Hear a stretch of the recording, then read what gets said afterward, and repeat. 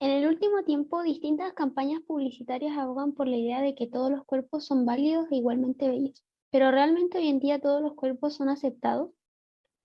En cuarentena, la noción de gordofobia apareció en distintas publicaciones de redes sociales hablando del miedo a engordar. ¿Pero la gordofobia es solo el miedo a engordar? Un extracto del manifiesto Gorde nos ayuda a esclarecer aquella pregunta. Porque el ser gordo no es algo anecdótico, es político contra lo establecido, lo que no encaja, lo que excede, lo que estalla límites, costuras y cierres, asientos de micros, fronteras, ficciones y deseos. El espejo no es un reflejo de la realidad, sino lo que vemos en él no es más que una construcción social necesaria de construir. Les invitamos a no salir del closet de las tallas, sino que a destruir. Misoginia, Cono o Constanza Álvarez es una persona quien a partir de sus propias experiencias, reflexiones, aborda diferentes temas relacionados con la identidad, la visibilidad corporal, la gordofobia y los feminismos dogmáticos, entre otros. Constanza ha transitado por diversos espacios lésbicos, maricas, trans y drags. En ellos ha explorado y reflexionado de modo crítico acerca de lo que se entiende como feminismo. Para contextualizar un poco el libro, es importante señalar que fue escrito el año 2014 e impreso en Valparaíso mediante una publicación autogestionada. Las circunstancias que potenciaron el proceso de escritura del texto fueron distintos talleres, conversatorios, videos, fanzines, discusiones y vivencias del día a día de la vida de la autora. Esta historia política se inserta geográficamente en un Chile descrito por la autora como un experimento capitalista que hizo desaparecer su cultura indígena autóctona y buscó cada vez parecerse más a Estados Unidos y países europeos. Un país con una cultura capitalista, occidental, patriarcal y heterosexual. Es desde este territorio, desde este mundo, desde este sistema de dominación, en que se articulan patriarcado, capitalismo, colonialismo, androcentrismo, especismo, la heteronorma y el régimen de la delgadez, desde el cual la autora escribe La Cerda Pan, posicionándose desde perspectivas teóricas anarcofeministas, gordes, maricas, sudacas, desde un activismo lésbico y el veganismo. A modo de ensayo autobiográfico, escribe desde la rabia el reconocimiento de sus privilegios y da cuenta de su intención de destruir el mundo tal como se asume. El texto se posiciona desde una postura crítica frente a la academia, aquella que se ha caracterizado por ser la autoridad, con el poder de decidir cuál conocimiento es válido o legítimo y cuál no, decisión que suele dejar fuera la experiencia personal, lo ordinario de las vivencias cotidianas. Respecto a los abordajes teóricos, el libro posee una vasta lista de referencias y literatura desde la cual la autora se posiciona y utiliza para complementar las narraciones de sus experiencias. De este modo, la Cono conforma un relato donde pone a la par sus vivencias de activismo, discriminaciones y violencias con teoría. Una premisa de su relato es que la autora considera su cuerpo como su lugar de enunciación, es decir, desde donde escribe este libro, su cuerpo como arma política, lo cual implica que la estética y lo performático adquieren un rol esencial en su activismo, mostrar su cuerpo gorda, su cuerpo disidente, que escapa de los márgenes de este mundo, que, en palabras de la autora, está hecho para la gente delgada, para la gente heterosexual, de clase media, blanca y occidental. De este modo, Lacono habla sobre la gordura desde su cuerpo sin ánimos de representar a nadie. Escribe desde su cuerpo como experiencia material, como manifiesto de una historia política no natural. También en relación a la estética se ha adentrado a desmitificar ciertas paradojas, tales como la relación entre feminismo y feminidad, afirmando finalmente que ella habita en esa paradoja. Sin embargo, también pone en tensión la noción de feminidad, puesto que la feminidad que ella ejerce es una feminidad rota, ordinaria, de recicle, de feria.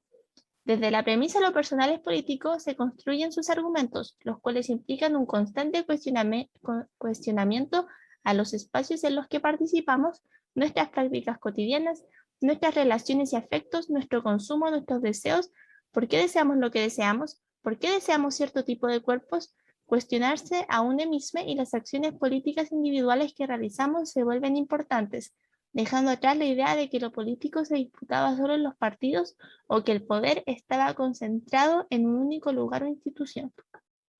Asimismo, resulta un pilar de su postura el uso del lenguaje, las palabras, nombrar y nombrarse, llamarse a sí misma como gorda, reapropiar y reivindicar el uso de aquellas palabras que han sido usadas históricamente en esta sociedad con una carga negativa, con odio, como insulto. Es a partir de lo recién expuesto que la autora es muy clara al mencionar que se nombrará, identificará como gorda hasta el día en que esta palabra deje de incomodar, porque cuando deje de incomodar será un claro indicio de que la identidad gorda ha sido tomada por el capital. Incomodar con la palabra, con su cuerpo, con su performance, con su estética. incomodar, porque lejos de buscar integrarse a esta sociedad, su aspiración es destruir, no solo el género, no solo la heteronormatividad, sino que destruir el mundo tal y como lo conocemos. Abordando líneas discursivas particulares, es posible cuestionarse a lo largo del texto qué tan nuestros son nuestros afectos y deseos. A medida que avanza el libro, es a través del deseo que en reflexiones y preguntas la autora plantea cómo estos son resultados de estas distintas opresiones. Dicho esto, en relación al placer, menciona que cualquier tentativa es psicopatologizada por el discurso clínico, omitida o dejada en segundo plano por otros discursos. Respecto a la relación de la gordura con la sexualidad, la autora repudia que en el porno mainstream la gordura aparezca a modo de fetiche parafilia. En su camino de buscar nuevas prácticas amatorias, la autora encontró las prácticas de DSM un camino de poder ser sin sentir que no podía caer. Llegó a ella como una necesidad urgente de buscar otra forma de estar y sentirse a sí misma. Se encontró con una contrasexualidad ligada al dolor, donde lo genital dejaba de tener protagonismo, donde el sexo hombre-mujer pasa a segundo plano, donde dio cierta ruptura en las jerarquías sexocorporales y donde su cuerpo comenzó a sentir sin pensar, sin el miedo a no ser lo que se esperaba de ella, donde existen un montón de acuerdos de seguridad, consenso y negociación. Sin embargo, el deseo también está presente en nuestro especismo. El deseo de comer carne. ¿Por qué comemos carne? A partir de Carol Adams se plantea el consumo de carne como algo no natural, sino que social e históricamente construido. Desde el concepto de referente ausente expone cómo se invisibiliza que el pedazo de carne que comemos fue parte del cuerpo de un animal no humano, de un ser vivo, de una vaca, de un pollo, de una cerda. Asimismo, se plantea cómo la heterosexualidad y el especismo actúan de igual modo mediante la cosificación, fragmentación y consumo. Cosificación se comprende como reducir un ser vivo a la condición de mero objeto. La fragmentación refiere a la división de las cuerpas, es decir, que los animales no humanos solo sean vistos como trozos de carne o las mujeres fragmentadas en algunas zonas de su cuerpo, para finalmente el consumo, consumir animales no humanos o consumir las cuerpos de mujeres en publicidad, pornografía mainstream, entre otras formas.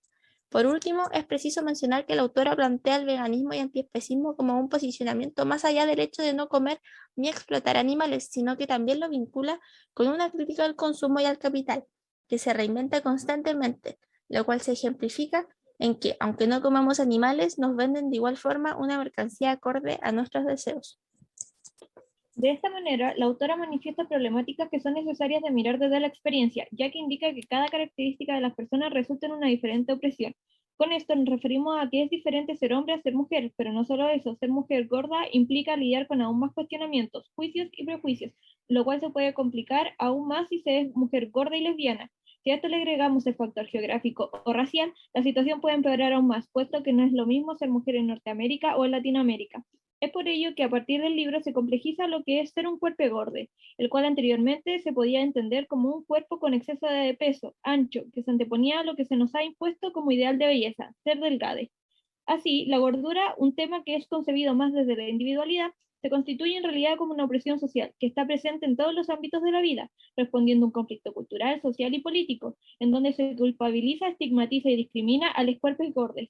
Este sentir que reciben los cuerpos gordos se denominaría como gordofobia, es decir, un odio hacia las cuerpas que no encajan, quienes al no seguir los estándares normativos han sido humilladas, discriminadas, invisibilizadas y violentadas. Por muy complejo que suene, la autora logra demostrar esta realidad ir exponiéndola, y dentro de esto reconocer que ella también es parte de este mundo que se debe cambiar, pues las vivencias son algo que nos pesan, no son cosas de las que se puede desprender y ya.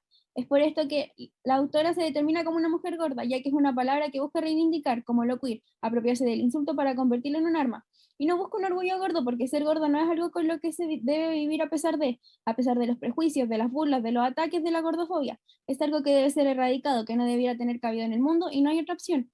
Es por ello que se desprende que el objetivo subyacente de la autora es que te incita a reconocer las ideas normativas que reproducimos, ya sea consciente o inconscientemente. También el lugar que ocupamos y los privilegios que podemos llegar a poseer ante otros. Pero esta crítica y cuestionamiento no va dirigida solo a un nivel individual, sino que también se dirige al contexto sociopolítico que habitamos, siendo esto no capitalista, patriarcal, heterosexual, occidental, que es quien regula nuestras subjetividades y a quien verdaderamente hay que cuestionar, y como diría ella, destruirlo. Lo que hace la autora, a través de lo que denomina su boca de Cerda-Punk, es una escritura insolente, incitativa y retadora, que nos lleva a identificarnos con las situaciones narradas, pero no necesariamente como las víctimas, sino que también como un mero observador de las situaciones que ocurren a nuestro alrededor, o lo que es peor, como el victimario.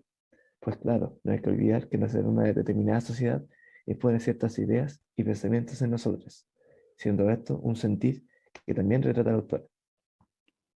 Lo relatado por la autora en el libro permite repensar nuestras experiencias que no se encuentran ajenas a la gordofobia, existente en nuestro contexto. Claro ejemplo fue remontar hacia los inicios de la pandemia. Si bien en lo expuesto anteriormente se retrata una experiencia reciente, el libro nos permite ir más allá, ya que comprendimos sucesos que antes no habíamos hecho o quizás no lo habíamos querido hacer, porque todos tenemos gordofobia internalizada y por tanto todos somos gordofóbicos en cierto grado. Así, reflexionamos cómo situaciones de nuestro día a día expresan rechazo de estos cuerpos, una gordofobia que se manifiesta desde siempre tanto de forma directa como indirecta, reflejada por ejemplo cuando nos obligaban a controlar lo que nos llevábamos a la boca para así no comer tanto, o también al ir en el transporte público y observar que los asientos o torniquetes no están realizados para los cuerpos grandes, y que cuando estos cuerpos los ocupan generan incomodidad y desagrado en las personas que se encuentran alrededor. Desde la disciplina del trabajo social se nos posiciona como un tema fundamental abordar la gordofobia, comprendiéndola como un conflicto cultural, social y político que se encarna en los cuerpos gordos y que tiene efectos devastadores para el bienestar y la dignidad de las personas. Así, se debe desentrañar estereotipos, prejuicios existentes, para enfrentar discriminaciones y permitir la visibilización y aceptación de la multiplicidad de cuerpos que pueden existir. Sin embargo, consideramos que incluso antes de posicionarnos como trabajadores sociales, tenemos que cuestionar cómo se concibe y concebimos el cuerpo, pero también creemos que es relevante cuestionar y repensar las lógicas a las cuales nos encontramos adscritos. No podemos seguir ocupando un papel pasivo ante una sociedad que es capitalista, patriarcal, racializada, heterosexual, especista, que genera diferentes opresiones en nosotros y en las otras personas. Es por ello que nos parece fundamental responder y dejar algunas de las preguntas que expone el autor al final del libro, para reflexionar sobre nuestras propias prácticas.